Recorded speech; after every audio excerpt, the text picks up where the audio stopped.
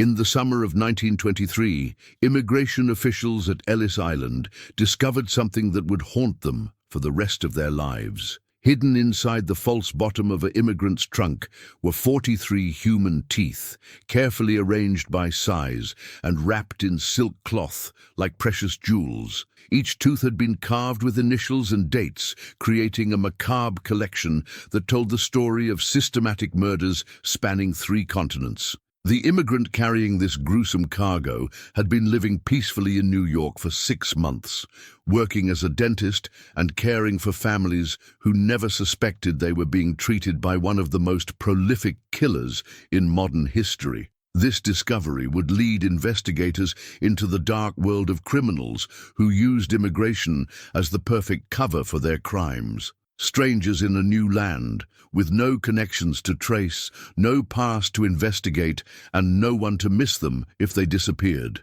Today, we're exploring 4 cases that prove that sometimes the most dangerous predators are the ones who arrive with nothing but the clothes on their backs and secrets buried so deep that entire communities paid the price for their trust. Before we dive into these chilling stories of how criminals exploited America's promise of new beginnings, hit that subscribe button and tell me in the comments what country your family originally immigrated from. Because these cases show us that evil knows no borders, and the American dream can become a nightmare when the wrong people are given the chance to start over. Our first case begins not with violence, but with what appeared to be the most heartwarming success story of the American immigrant experience. Giuseppe Benedetto arrived at Boston Harbor in March 1889 with $17 in his pocket, a letter of recommendation from a Catholic priest in Naples,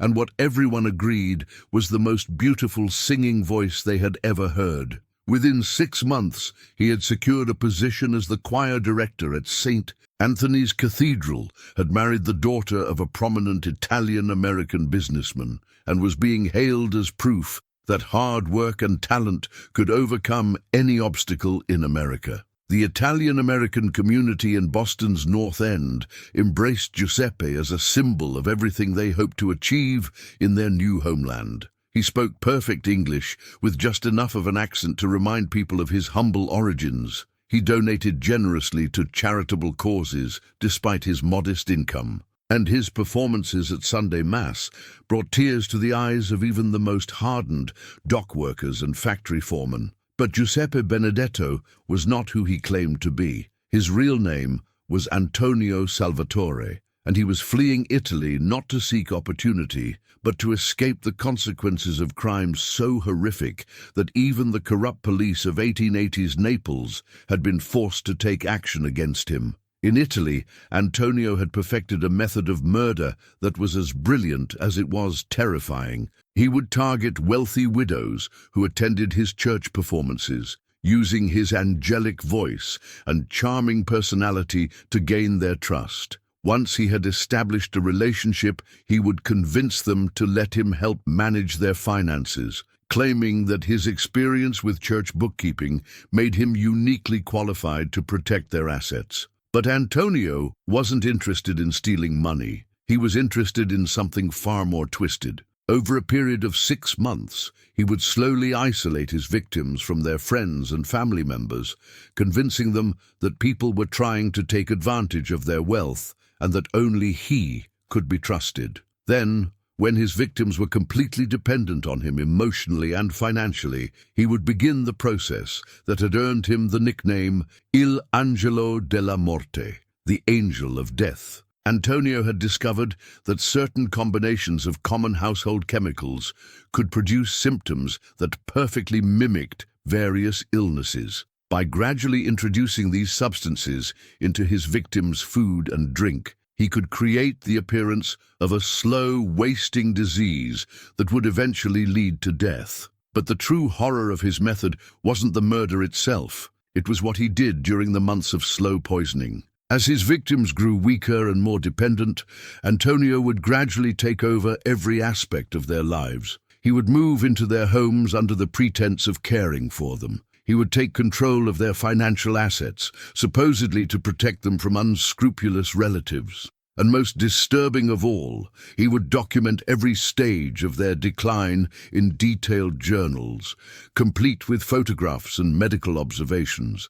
Antonio wasn't just killing these women for money. He was conducting elaborate experiments in psychological manipulation and control. His journals, which were eventually discovered by Italian police after his escape to America, revealed a mind that was fascinated by the process of breaking down another human being's will to live. He wrote extensively about how isolation, fear, and physical weakness could be used to make people completely subservient to his wishes. By the time Italian authorities realized what was happening, Antonio had murdered at least 23 women and had accumulated enough wealth to disappear completely. He used forged documents to secure passage to America, where he assumed the identity of Giuseppe Benedetto, a young seminarian who had died of tuberculosis shortly before Antonio's planned departure. But Antonio made one crucial mistake in his new American life.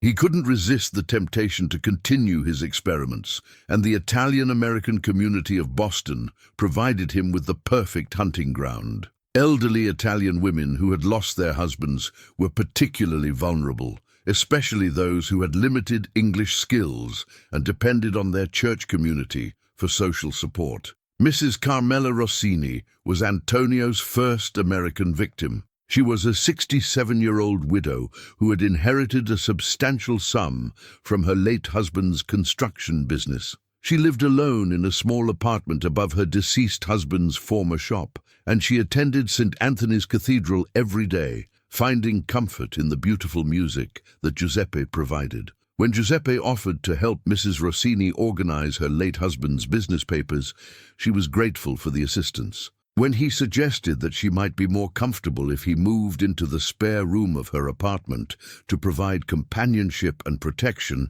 she was touched by his kindness. And when she began experiencing the stomach problems and fatigue that Giuseppe attributed to grief and old age, she was thankful to have such a caring friend to help her through her difficulties. Over the next 8 months, Mrs. Rossini's health declined steadily. But instead of seeking medical attention from the community's Italian-speaking doctor, Giuseppe convinced her that American doctors couldn't be trusted to understand the particular health needs of Italian women. He prepared special remedies based on traditional recipes from the old country, remedies that actually contained the chemicals that were slowly killing her. During Mrs. Rossini's final weeks, Giuseppe exhibited behavior that would have alarmed any observer who hadn't been convinced of his saintly character. He insisted that she was too weak to receive visitors, claiming that excitement might worsen her condition. He began handling all of her financial affairs,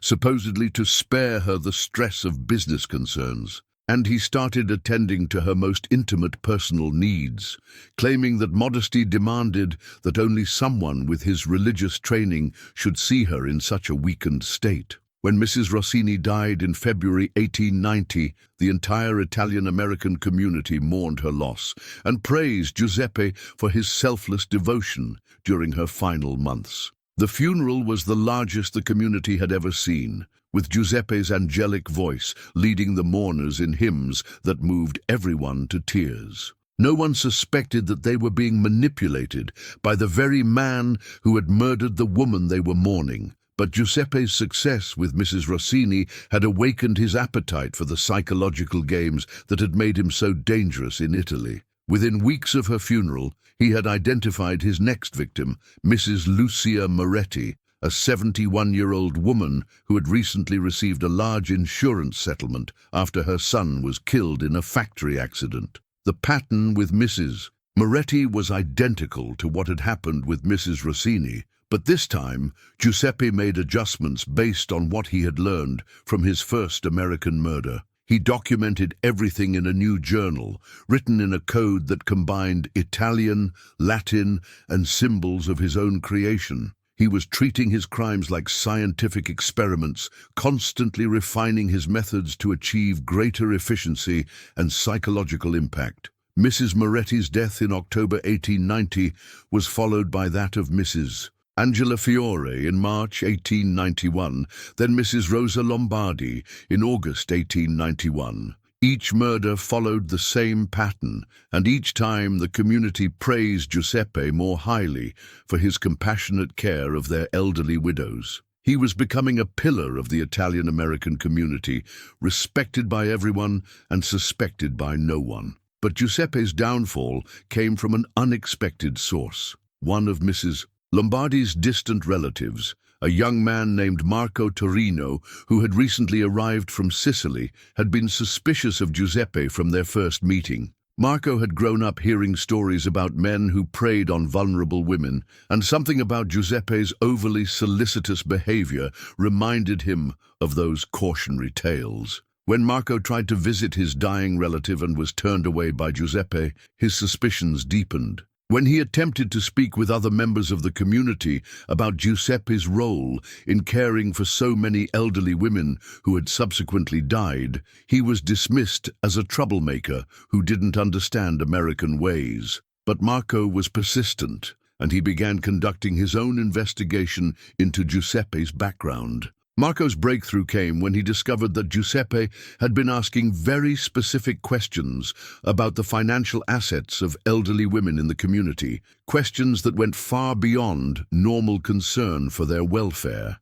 He also noticed that Giuseppe seemed to possess medical knowledge that was unusual for someone whose background was supposedly in music and theology. Most disturbing of all, Marco observed that Giuseppe exhibited a strange excitement when discussing the deaths of the women he had cared for, as if he took pride in having been present during their final moments. When Marco presented his concerns to Father DiMarco, the priest at St. Anthony's Cathedral, he was initially dismissed as a young man who didn't understand the complexities of caring for the dying. But Father DiMarco agreed to pay closer attention to Giuseppe's interactions with the elderly women in their congregation, and what he observed over the next several weeks disturbed him deeply. Giuseppe was indeed targeting specific women, always those who were wealthy, isolated, and emotionally vulnerable. He was using his position of trust within the church community to gain access to their homes and their personal information. And most concerning of all, he seemed to take unusual interest in the physical and emotional symptoms that his elderly friends experienced as their health declined. Father DiMarco's decision to contact the Boston Police Department led to an investigation that would shock the Italian-American community and expose the true identity of the man they had trusted with their most vulnerable members. When police searched Giuseppe's modest apartment, they found journals that documented 4 murders in excruciating detail, along with chemical supplies that had no legitimate purpose for a choir director. But the most damning evidence was a collection of personal items that had belonged to Giuseppe's victims. Wedding rings, family photographs, locks of hair, and other mementos were carefully preserved in a wooden box, along with detailed notes about each woman's final weeks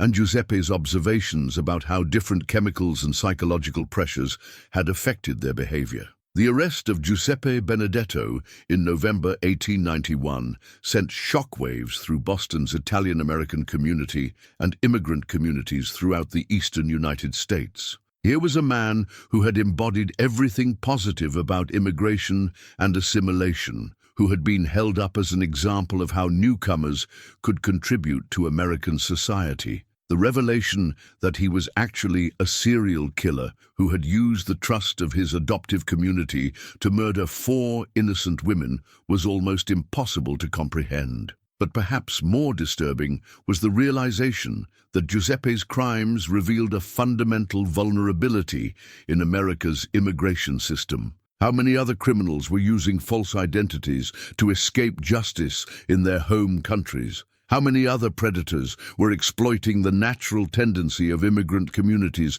to trust and support newcomers who shared their cultural background? The trial of Giuseppe Benedetto became a national sensation, with reporters from major newspapers covering every detail of his elaborate deceptions and brutal crimes. His execution in March 1892 was attended by hundreds of spectators. including many members of the Italian-American community who felt betrayed by a man they had once considered a hero. The psychological impact of Giuseppe's crimes extended far beyond the Italian-American community in Boston. Immigrant communities throughout the United States began implementing new procedures for welcoming newcomers, including requirements for documentation and references that went beyond what Giuseppe had provided. The case also led to increased cooperation between American law enforcement and police agencies in other countries, making it more difficult for criminals to escape justice by changing their identities and crossing international borders.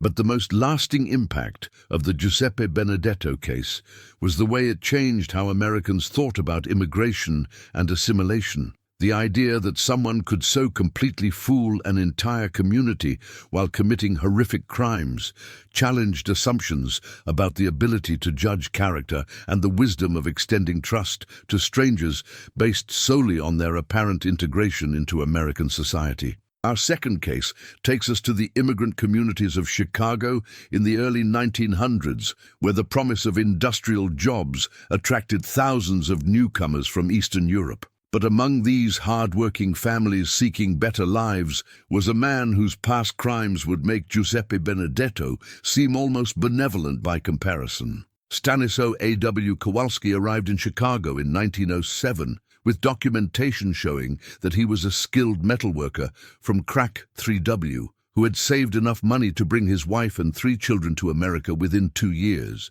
He found employment at the massive steel mills that employed thousands of Polish immigrants, and he rented a small apartment in a neighborhood where Polish was spoken more commonly than English. To his neighbors and co-workers, Stanislaw A.W. appeared to be exactly what he claimed, a hard-working family man who sent most of his wages back to Poland while living as frugally as possible in America. He attended the local Polish Catholic Church, participated in community celebrations, and often helped newer immigrants find jobs and housing. His English was limited but improving, and he spoke frequently about his excitement at the prospect of reuniting with his family. But Stanislaw A.W. Kowalski was not who he appeared to be, and the family he claimed to miss so desperately had been dead for over 3 years. His real name was Woe Adiso A.W. Nowakowski, and he was fleeing Poland not to provide for his loved ones,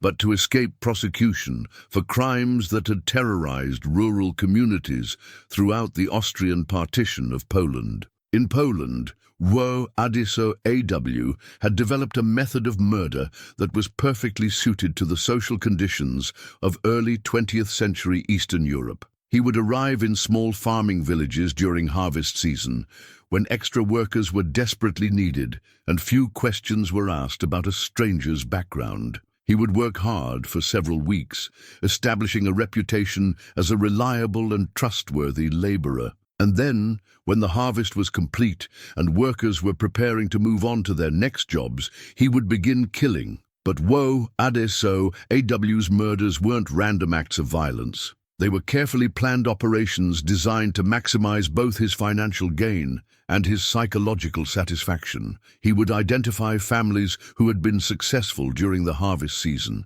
families who had earned enough money to see them through the winter and perhaps even save a little for the future. These families represented everything that Woe Adiso A.W. resented about society, people who worked hard and expected to be rewarded for their efforts. Woe Adiso A.W.'s method was to wait until the late hours of the night, then break into his chosen family's home and systematically torture and murder every person he found there. But he wasn't interested in simply killing his victims quickly. He wanted to make them suffer, to break their spirits before he ended their lives. His weapons of choice were common farm tools, knives, hammers, and sickles that would make the murders appear to be the work of robbers or personal enemies rather than a systematic killer. What made Woe Adiso A.W. particularly dangerous was his understanding of how rural communities operated. He knew that families who lived on isolated farms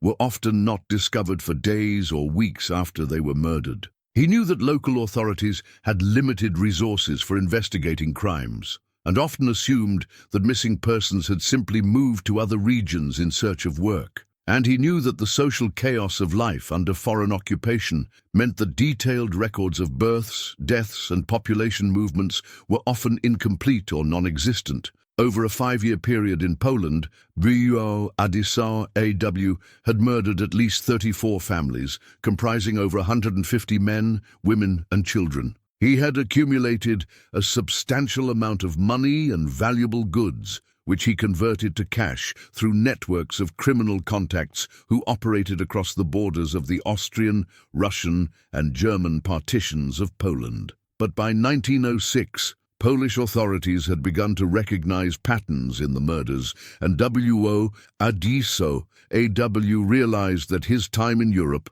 was running out. His decision to immigrate to America was not motivated by dreams of a better life, but by the recognition that the United States offered the perfect environment for someone with his particular skills. American cities were filled with immigrant communities where newcomers were expected to have mysterious pasts and limited connections to their homelands. The industrial economy provided opportunities for anonymous employment where few questions were asked about previous experience. And most importantly, the sheer size and diversity of American cities made it easy for someone to disappear into the crowd. But Wo Adisau AW made one crucial error in his transition to American life. He couldn't resist the urge to continue killing, and he began targeting members of his own Polish-American community. His first victim was the Nowak family, recent immigrants who lived in a small apartment near his own building. Jan Nowak worked at the same steel mill as Wo Adisau AW and had often spoken about the money he was saving to bring his elderly parents to America. On the night of March 15, 1908, Wo Adisau AW broke into the Nowak apartment while the family slept. What he did there over the next several hours was so brutal that even hardened police officers were sickened by the crime scene. Jan Nowak, his pregnant wife Maria, and their 2 young children had been tortured with implements that Wo Adisau AW had brought from the steel mill where they both worked. The apartment had been ransacked, but in a pattern that suggested the killer was more interested in causing psychological terror than in simple theft. What made the Nowak murders particularly disturbing was evidence that Wo Adisau had spent considerable time in the apartment after killing the family. He had arranged the bodies in specific positions, had written cryptic messages on the walls in Polish, and had consumed a meal using the family's dishes while sitting among the corpses of his victims. This behavior suggested a level of psychological disturbance that went far beyond ordinary criminal violence. The investigation into the Nowak murders was complicated by the insular nature of Chicago's Polish-American community and the language barriers that existed between immigrants and American law enforcement. Many community members were reluctant to speak with police officers who couldn't understand Polish, and there was a general suspicion that American authorities weren't particularly interested in solving crimes that affected immigrant families. But Detective Michael O'Sullivan, an Irish-American officer who had learned Polish during his years working in immigrant neighborhoods, recognized that the Nowak murders showed signs of careful planning and intimate knowledge of the victims' routines. The killer had known exactly when the family would be asleep, had brought specific tools for the murders, and had demonstrated familiarity with the layout of their apartment building. This suggested that the murderer was someone within the Polish-American community itself. Detective O'Sullivan's investigation was aided by Father Kowalczyk, the priest at the local Polish Catholic Church, who was deeply concerned about the impact the murders were having on his congregation. Father Kowalczyk had noticed that several community members seemed unusually nervous about the crime, and he suspected that someone had information they were afraid to share with American police. Working together, Detective O'Sullivan and Father Kowalczyk identified several community members who had observed suspicious behavior around the time of the Nowak murders. Multiple witnesses reported seeing a man they recognized from the steel mill lurking near the Nowak apartment building in the days before the murders, apparently studying the routines of the residents. This man had been asking questions about which families had been successful in saving money and which apartments were occupied by small families who might be vulnerable to attack. The breakthrough in the case came when Detective O'Sullivan learned about similar murders that had occurred in Polish communities in Pittsburgh and Cleveland. In each case, recent immigrants who were known to be saving money had been tortured and killed in their homes by someone who demonstrated intimate knowledge of Polish culture and language. The pattern suggested that a single killer was moving from city to city using the anonymity provided by large immigrant communities to avoid detection. When Detective O'Sullivan began sharing information with police departments in other cities with large Polish populations, he discovered that the murders went back even further than anyone had realized. Similar crimes had been reported in Buffalo, Detroit, and Milwaukee, always targeting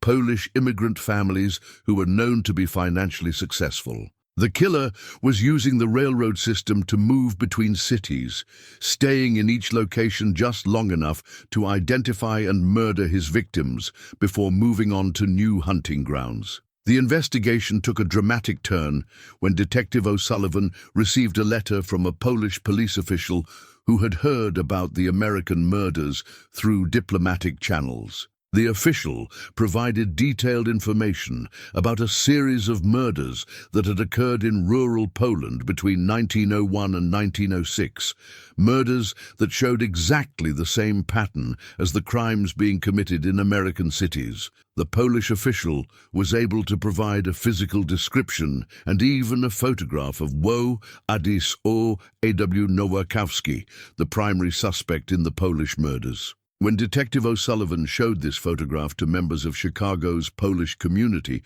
several people immediately identified the man as Stanislaw A.W. Kowalski, the seemingly respectable steelworker who had been living among them for over a year. The arrest of Stanislaw A.W. Kowalski in October 1908 led to discoveries that shocked even experienced investigators. In his modest apartment, police found a collection of personal items that had belonged to murder victims in 5 different cities. There were family photographs, pieces of jewelry, religious artifacts, and children's toys, all carefully preserved and labeled with dates and locations. Stanislaw A.W. had been keeping trophies from his murders, creating a macabre museum of his victims' lives. But perhaps more disturbing were the journals that Stanis A.W. had been keeping, written in a mixture of Polish and a coded system of his own creation. These journals revealed the true scope of his criminal career, documenting murders that spanned 2 continents and more than 7 years. They also provided insight into the psychology of a killer who saw his crimes not as acts of evil, but as a form of social justice that punished people who had achieved success that he felt they didn't deserve. The trial of Stanislaw A.W. Kowalski became an international incident, with Polish government officials traveling to Chicago to provide testimony about his crimes in Europe. The case revealed the need for better communication between American law enforcement and police agencies in other countries, particularly regarding criminals who might be using immigration as a means of escaping justice. Stanislaw A.W.'s execution in 1909 brought some measure of closure to the families of his American victims, but it also highlighted the vulnerability of immigrant communities to predators who understood how to exploit their trust and cultural connections. The case led to significant changes in how immigration officials processed newcomers from Eastern Europe, including requirements for more detailed background documentation and enhanced communication with European law enforcement agencies. But the most lasting impact of the Stanislaw A.W. Kowalski case was the way it forced American society to confront uncomfortable questions about the relationship between immigration and crime. While the vast majority of immigrants were law-abiding people seeking better lives, cases like this demonstrated that criminals could and would exploit America's relatively open immigration system to continue their crimes in new environments. Our third case takes us to the farmlands of Iowa in the 1920s, where the promise of cheap land and agricultural opportunity attracted immigrants from Scandinavia who hoped to recreate the farming communities of their homelands. But among these hard-working families was a man whose crimes would reveal a new and terrifying form of systematic murder. Eric Lindstrom PM arrived in Cedar Rapids in 1921 with credentials showing that he was an experienced farmer from northern Sweden who had sold his family's ancestral land to purchase a larger farm in Iowa. He spoke excellent English with only a slight accent, and he demonstrated extensive knowledge of both traditional Scandinavian farming methods and modern American agricultural techniques. Within 6 months, he had purchased a 320-acre farm and had become a respected member of the local Swedish-American community. To his neighbors, Eric represented the best aspects of Scandinavian immigration to the American Midwest. He was hardworking, frugal, and deeply religious. He participated actively in the local Lutheran church and often hosted community gatherings at his farm. His agricultural innovations were copied by other farmers, and his advice was sought on everything from crop rotation to livestock breeding. He seemed to embody the Protestant work ethic that had made Scandinavian immigrants so successful in American agriculture. But Eric Lindstrom PM was not the man he appeared to be, and his agricultural expertise had been gained through methods that would have horrified his American neighbors. His real name was Gunnar Eriksson, and he was fleeing Sweden not to seek agricultural opportunity, but to escape prosecution for crimes that had terrorized rural communities throughout Scandinavia. In Sweden, Gunnar had developed a method of murder that was perfectly suited to the social isolation of rural Scandinavian farming communities. He would identify successful farming families who lived in remote locations, often hours away from their nearest neighbors. He would spend months studying their routines, learning their habits, and identifying the best times to strike when they would be most vulnerable and least likely to be discovered quickly. But Gunnar's murders weren't motivated by simple greed or random violence. He was driven by a twisted ideology that combined elements of Nordic mythology, racial superiority theories, and his own psychotic interpretation of social Darwinism. In his mind, he was performing a sacred duty by eliminating farming families who had achieved success through what he considered to be inferior methods or unworthy bloodlines. Gunnar's method was to approach his chosen victims during the late autumn or early winter, when farming families were typically isolated on their properties for extended periods. He would claim to be a traveling agricultural consultant who was documenting traditional farming methods for a Swedish university research project. His extensive knowledge of agriculture and his familiarity with local dialects made these claims believable, and rural families were typically eager to share their knowledge with someone who appreciated their expertise. Once Gunnar had gained access to a family's home and property, he would spend several days conducting what appeared to be legitimate research interviews. But he was actually gathering intelligence about the family's assets, daily routines, and connections to the outside world. When he was confident that the family's disappearance wouldn't be noticed for several weeks, he would begin the systematic process of murdering everyone on the property. What made Gunnar particularly dangerous was his understanding of how to make multiple murders appear to be accidents or the result of natural disasters. He would stage elaborate scenarios that suggested families had died from carbon monoxide poisoning, structural collapses, or fires that had spread from farm equipment. These apparent accidents were so convincing that local authorities rarely conducted detailed investigations, especially when the victims were isolated farming families whose deaths didn't immediately impact their communities. Over a 6-year period in Sweden, Norway, and Denmark, Gunnar had murdered at least 19 farming families, comprising over 90 men, women, and children. He had accumulated substantial wealth from the sale of their livestock, equipment, and property, which he converted to cash through networks of agricultural dealers who asked few questions about the origins of the goods they were purchasing. But by 1920, Scandinavian authorities had begun to notice patterns in the supposed accidents that were claiming entire farming families. Insurance investigators had identified statistical anomalies that suggested some of these incidents might not be accidental. And most importantly, several families had mentioned encounters with a traveling agricultural consultant shortly before their deaths, encounters that had made some family members uncomfortable for reasons they couldn't articulate. Gunner's decision to immigrate to America was motivated by his recognition that the investigation in Scandinavia was closing in on him, combined with his belief that the American Midwest would provide ideal conditions for continuing his crimes. The vast agricultural regions of Iowa, Minnesota, and the Dakotas were populated by Scandinavian immigrant families who would naturally trust someone who shared their cultural background. The distances between farms were even greater than in Scandinavia, making it easier to commit crimes without being detected. And most importantly, American authorities had no knowledge of the patterns that had begun to emerge in European investigations. But Gunnar made a crucial error in his transition to American farming. His first intended victims were the Anderson family, recent Swedish immigrants who had purchased a farm adjacent to his own property. Sven Andersson was struggling to adapt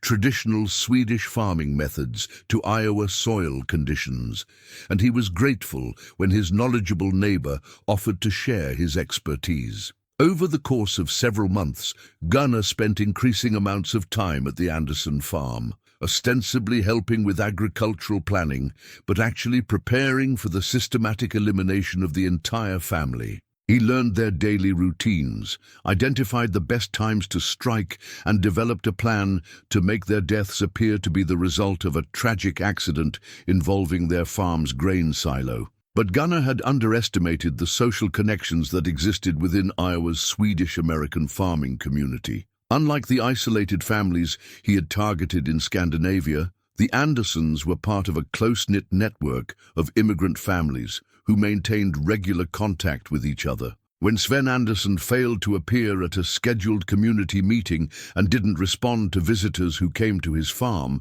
concerned neighbors launched an immediate search. What they found at the Anderson farm on March 12, 1922, was a crime scene that had been carefully staged to look like an accident, but contained evidence that revealed the true nature of what had happened. The entire family had been murdered, and their bodies had been positioned to suggest that they had been killed by a collapse of their grain silo. But the physical evidence didn't support this explanation, and several community members who were familiar with agricultural accidents recognized that the scene had been deliberately arranged. The investigation that followed was led by Sheriff Robert Johnson, a former Minneapolis police detective who had moved to rural Iowa after World War I. Sheriff Johnson had experience with complicated criminal cases, and he immediately recognized that the Anderson murders had been committed by someone with extensive knowledge of both farming operations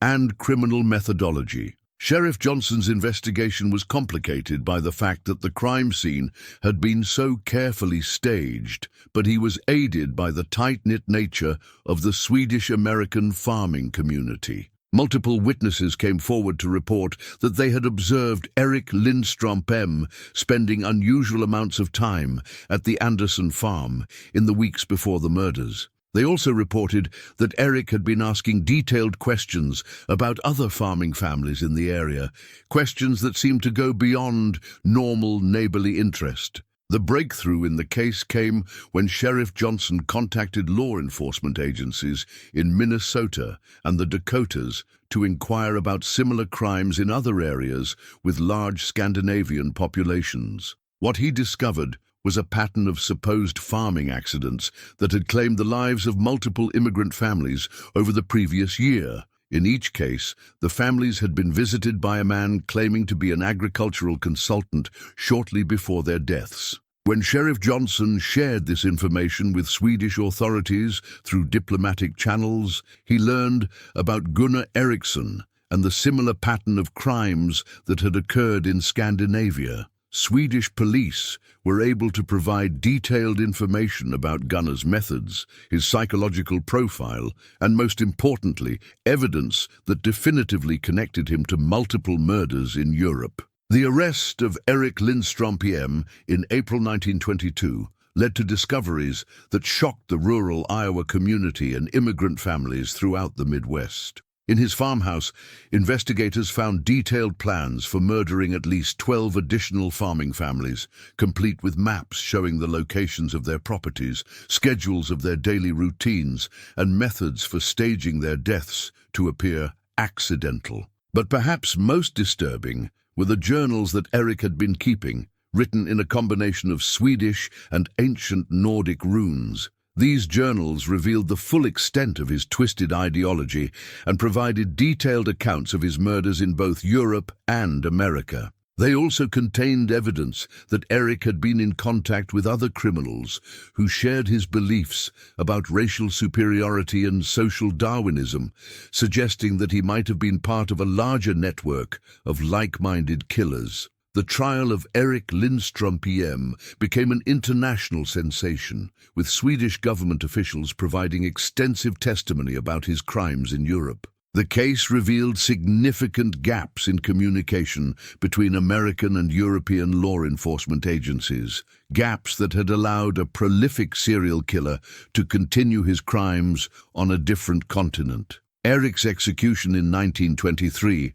brought some measure of justice for his victims, but it also highlighted the vulnerability of immigrant farming communities to predators who understood how to exploit their trust and cultural connections. The case led to enhanced background screening for immigrants claiming agricultural expertise, and it established new protocols for communication between American law enforcement agencies and their European counterparts. But the most lasting impact of the Erik Lindström PM case was the way it revealed how criminals could exploit the social isolation that was characteristic of rural American life. The very factors that made farming communities attractive to hard-working immigrant families, the large distances between properties, the self-reliant nature of agricultural life, and the tendency to trust neighbors who shared cultural backgrounds, also made these communities vulnerable to systematic predators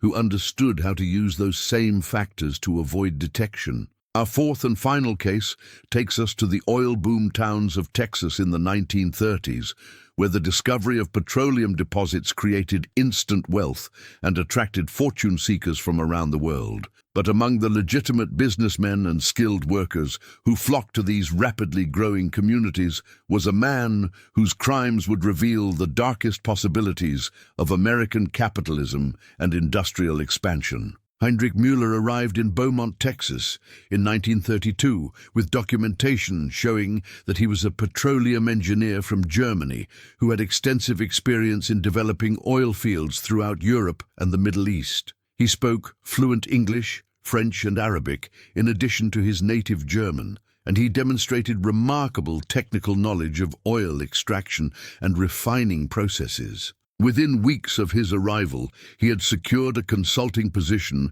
with one of Beaumont's largest oil companies and had begun establishing himself as a respected member of the business community. To his American colleagues, Heinrich represented the kind of international expertise that was essential for competing in the global petroleum market. He had worked for oil companies in Iraq, Persia, and Romania, and his understanding of advanced extraction techniques was years ahead of most American engineers. He was well-educated, professionally competent, and socially sophisticated. His recommendations for improving oil production efficiency were implemented throughout the Texas oil fields, making his employers millions of dollars in increased profits. But Heinrich Müller was not the man he appeared to be, and his expertise in oil production had been gained through methods that included the systematic murder of anyone who stood in the way of his access to valuable petroleum reserves. His real name